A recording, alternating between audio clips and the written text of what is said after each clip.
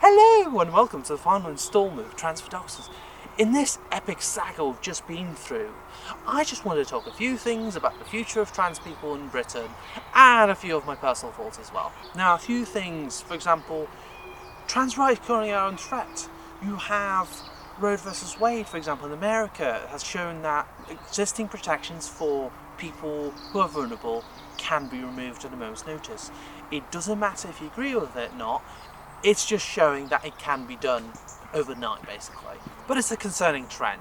With abortions, for example, removing the right to have them is effectively taking away choice.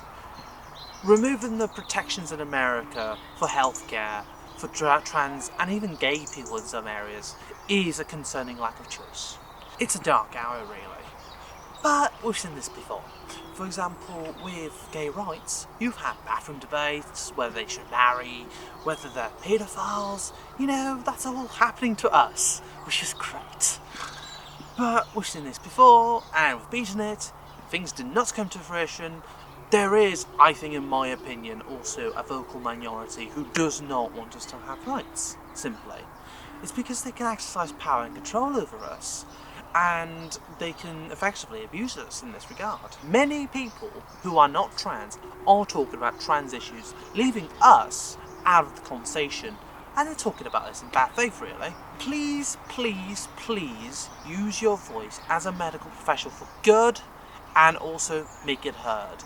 And you will help us in so many ways by doing that. Now, a note that some of us in the community, like myself, use the word queer to describe LGBT people in the community.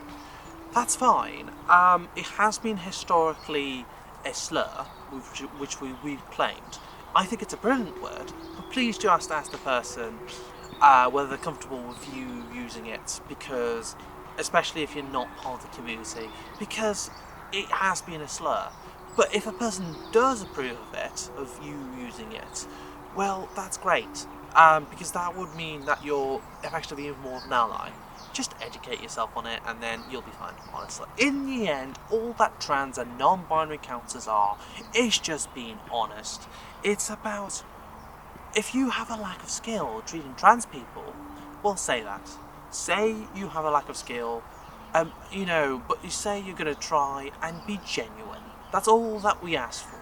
I would rather as a patient, I would rather you admit that you didn't know anything, but you were willing to try and you were willing to listen to me. That's such a better situation than being the expert in trans voices, and if we work together, we can do so much. Be truthful, realistic, and be honest. It goes a long way, and builds that crucial trust in people. Even if you have to say you're the first trans person I've helped, really. Finally, reach out to organisations if you get stuck. The LGBT Foundation of Manchester is a great charity, so is Indigo Gender Services, also a fantastic organisation that has a pilot gender clinic. They have hotlines, they have professional resources. If you don't know something, just ask people. If you make questions in good faith, we won't be offended. And really, it's all about just being respectful. But please keep in mind, you need to be careful because some resources are bad. Like, you don't want to get involved in the LGBT Alliance, who seek to eradicate trans people for the sake of gay people. That's not a solution. So just be careful where you get your information from, really. And honestly, as long as you don't start your first encounter with, does that mean the surgery then? I think you're doing alright. Thank you. I hope that was really useful for you, and hopefully if you need more support you can reach out, and you can also email me, so that's great. Thank you. I'll see you next time.